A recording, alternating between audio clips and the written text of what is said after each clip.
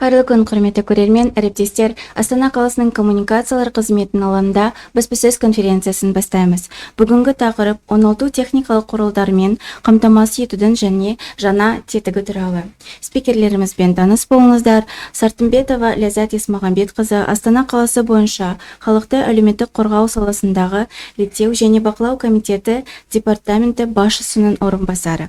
Жұмаділ Болат Нұрмұханұлы Астана қаласының жұмыспен қамту және әлеуметтік қорғау басқармасы басшысының орынбасары. Дорогие зрители, мы начинаем пресс-конференцию о новом механизме обеспечения техническими средствами реабилитации. Хочу напомнить зрителям, что вы можете задавать вопросы в прямом эфире нашим спикерам, а также оставляйте свои вопросы на наших аккаунтах в социальной сети. Ендеше бастаймыз, құрметті Ляззат Есмағамбетқызы, қош келдіңіз, сөз кезегі өзіңізде. Қайырлы күн, құрметті баспасөз конференцияның қатысушылары. Қазақстан Республикасы еңбек және халықты әлеуметтік қорғау министрлігі мүгедектігі бар адамдарды әлеуметтік қорғау жүйесін жаңғырту бойынша жүйелі жұмыс жүргізеді. Бүгінгі баспасөз конференциясы аясында техникалық оңалту құралдарымен қамтамасыз етудің жаңа тетіктері мен ескі асырылып жатқан пилоттық жобалар туралы ақпарат береміз. Министерство труда и социальной защиты населения Республики Казахстан на постоянной основе проводит реформирование системы социальной защиты лиц с инвалидностью в рамках реализации концепции инклюзивной политики до 2030 года, утвержденной в 2024 году. Основная цель проводимых изменений – это повышение качества, доступности и эффективности реабилитации с учетом реальных потребностей каждого человека. Одним из ключевых направлений реформы – это полная цифровизация процесса формирования стоимости технических средств реабилитации и исключение человеческого фактора. Гарантированная сумма определяется комиссионно на основании нескольких источников – это данных портала социальных услуг, госзакупок и коммерческих предложений поставщиков. Теперь расчет будет осуществляться автоматически на основании данных портала социальных услуг и электронных торговых площадках. Это же обеспечивает прозрачность, объективность и единый подход к формированию стоимости технических средств реабилитации. Новый механизм позволит устранить значительные ценовые перекосы. Например, кресло-коляска, стоимость которой в электронном магазине составляет свыше 200 тысяч тенге. Ранее же на портале социальных услуг она оценивается в среднем 400 тысяч тенге. Это та же самая коляска с теми же техническими характеристиками, с тем же качеством. Сегодня система ориентирована на справедливую рыночную стоимость без необоснованных переплат. При этом важно подчеркнуть, государство не экономит на людях, а речь идет об устранении необоснованных расходов и более рациональном использовании бюджетных средств. Высвобождаемые ресурсы будут направлены на развитие системы реабилитации, внедрение современных, высокотехнологичных и дорогостоящих средств, повышающих эффективность и скорость восстановления. Дополнительно сообщаем, что реализация новых подходов будет осуществляться при участии Национального научного центра развития сферы социальной защиты. На базе центра внедряются современные механизмы совершенствования системы обеспечения технических средств реабилитации. Одним из таких направлений является запуск пилотного возвратного механизма технических средств реабилитации, который будет опробирован в 3 областях, это Карагандинская, Павлодарская и Актюбинских областях. Важно также отметить, что данный механизм будет носить исключительно добровольный характер и рассматриваться как дополнительная возможность для граждан. Возврат будет распространяться только на те виды технических средств реабилитации, которые допускают безопасное повторное использование. Хотелось бы акцентировать, что протезы и гигиенические средства не входят в данный механизм, они будут также быть безвозмездны и будут безвозвратные. Все возвращенные средства, которые будут проходить будут обязательную техническую экспертизу, обязательную санитарную обработку и при необходимости проводиться будет ремонт. По итогам оценки будут приниматься решения о дальнейшем использовании либо списании изделия. Например, я хочу привести примеры. Вот, например, истекает срок эксплуатации, и лицо с инвалидностью возвращает техническое средство реабилитации. Это средство реабилитации будет проводиться обязательно техническая его экспертиза. То есть, или можно это использовать средство в дальнейшем, или требуется ремонт, или это средство должно списываться. И если средство подлежит дальнейшему эксплуатации, то может быть передано во временное использование другому лицу с инвалидностью. Да? Например, если производится ремонт его технического средства реабилитации, или он ждет своего нового технического средства. То есть этим обеспечивается непрерывность реабилитационных мероприятий. Следующий пример, например, произошла поломка технического средства реабилитации, то лицо с инвалидностью обращается в службу социально-технической экспертизы, проводится экспертиза и принимается решение, либо проводится ремонт данного технического средства реабилитации, или если ремонт невозможно, то происходит его списание. На период отсутствия технического средства реабилитации ему временно выдается техническое средства реабилитации.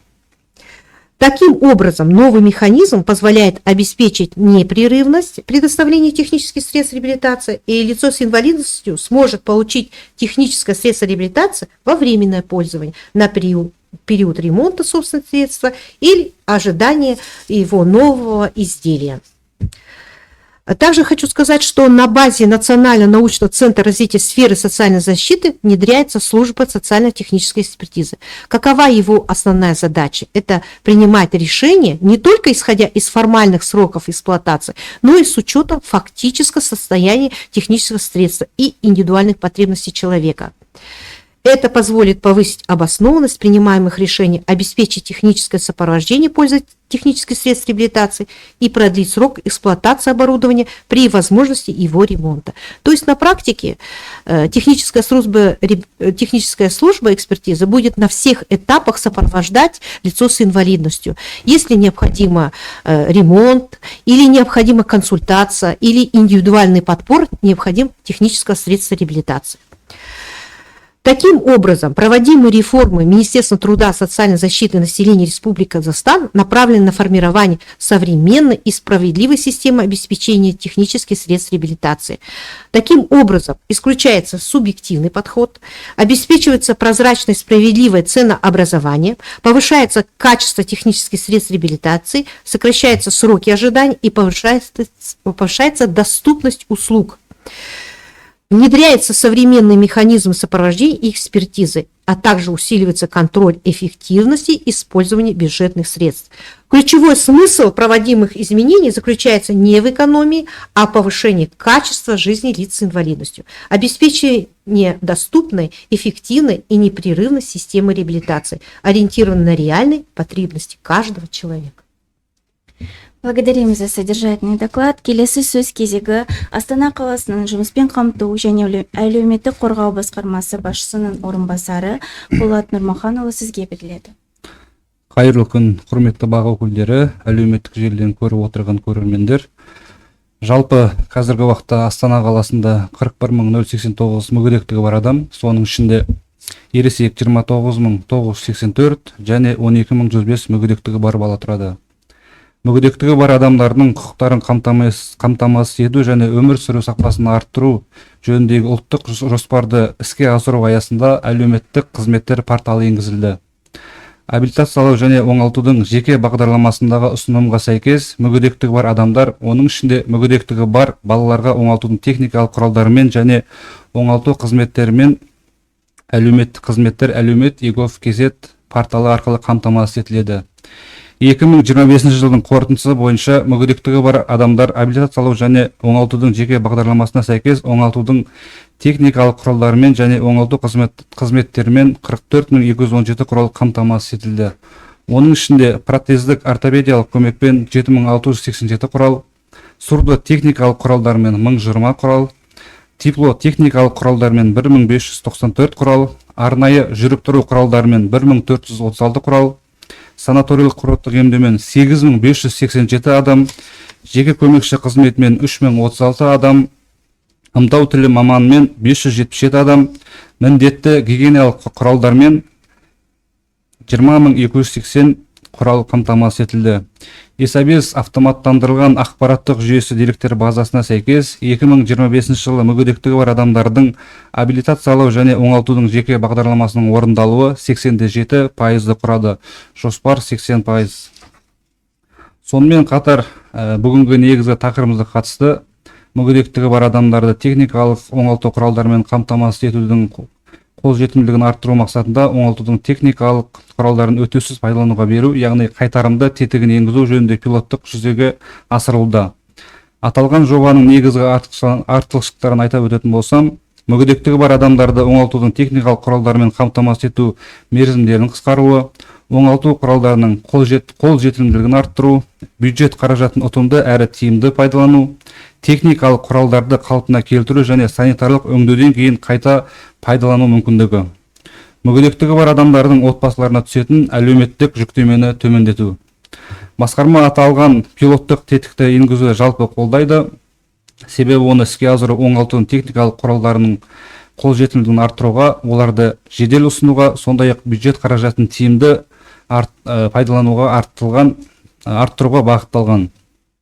Оңалтудың техникалық құралдарын қайтарымды пайдалану тетігін іске асыру және әлеуметтік техникалық сараптаманы енгізу, әлеуметтік қорғау жүйесін ұйымдастырудың заманауи тәсілдеріне сәйкес келеді.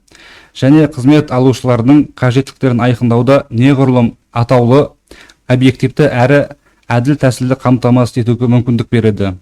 Осыған байланысты аталған тетікті енгізу уақытылы әрі негізді деп санаймыз. Қызмет алушылар мен жеткізушілерді уақытылы хабар ету мақсатында оңалтудың техникалық құралдармен қамтамасыз ету жүйесіне өзгерістер туралы мәліметтер басқарманың ресми сайттарында, ақпараттық ресурстарында орналастырылады. Жалпы мүгедектігі бар адамдардың әлеуметтік интеграциясы үшін жағдай жасау жөніндегі жұмыс жалғасуда және тұрақты бақылауда. Баяндама аяқталды. Назарларыңызға рахмет. Мазмұнды ақпарат бергеніңіз үшін рахмет. Құрметті көрермен, біз сұрақ-жауап кезеңіне өтеміз. Дорогие зрители, мы переходим к сессии вопросы-ответы. Наш первый вопрос: как определяется стоимость технических средств реабилитации и как стоимость будет определяться по-новому? Спасибо за вопрос. Она определяется на основании данных из 3 источников. Это данных портала социальных услуг, госзакупа и коммерческих предложений поставщиков. Как будет? Будет процесс полностью цифровизирован, автоматизирован и на основании данных портала социальных услуг и электронных торговых площадок. Благодарим за ответ. В каких регионах будет реализован пилотный проект? Пилотный проект будет реализован в 3 областях. Это Карагандинская, Павлодарская и Актюбинских областях. Келесі сұрағымыз: оңалтудың техникалық құралдарының құнын есептеу жүйесінде не өзгерді? Процесс толық цифрландырылып, есептеу енді автоматты түрде жүргізіледі. Жауабыңызға рахмет. Және соңғы сұрағымыз: Астана қаласында әлеуметтік қызметтер порталы мен оңалтудың техникалық құралдарын өтеусіз беру бойынша пилоттық жобаны енгізу мүмкіндігі мүгедектігі бар адамдарды әлеуметтік қолдау жүйесінің тиімділігіне қалай әсер етеді?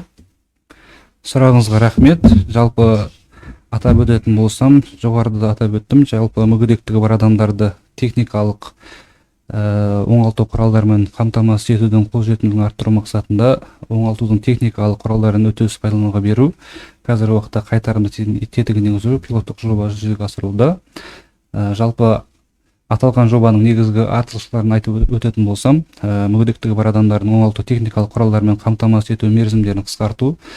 Қысқаша мысал келтіріп өтетін болсам, мүгедектігі бар адамдар мысалғы уақытта кресло колясканы өзіне алып сынып қалған жағдайда оны келесі мерзімін күтіп отбасы үшін оны жөндеп, болмаса басқа кресло коляскамен ауыстыруға мүмкіндігі бар мүгедектігі бар адамдардың.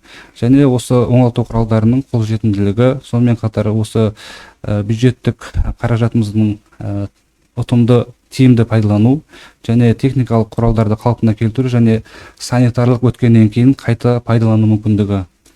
Мүгедектігі бар адамдардың отбасыларына түсетін әлеуметтік жүктемені төмендету. Бұрынғы уақытта өздерінің өтініші бойынша көп жүгіретін болса, алдағы уақытта өтініш берушілердің қағазбастылықпен айналысуы жағынан төмендейді. Жалпы Бұл негізгі пилоттық жоба көптеген қызмет алушылардың дұрыс пайдаланылуын және уақытын тиімділігін арттыруға бағытталған. Рахмет сұрағыңызға. Жауаптарыңызға рахмет. Құрметті Ләззат Есмағамбетқызы, Болат Нұрмаханұлы, уақыт бөліп Астана қаласының коммуникациялар қызметінің алаңына келгендеріңіз үшін алғысымызды білдіре отырып, қызметіңізге сәттілік тілейміз. Құрметті көрермен, бүгінгі брифинг өз мәресіне жетті. Назарларыңызға рахмет. Амандықта жүздескенше.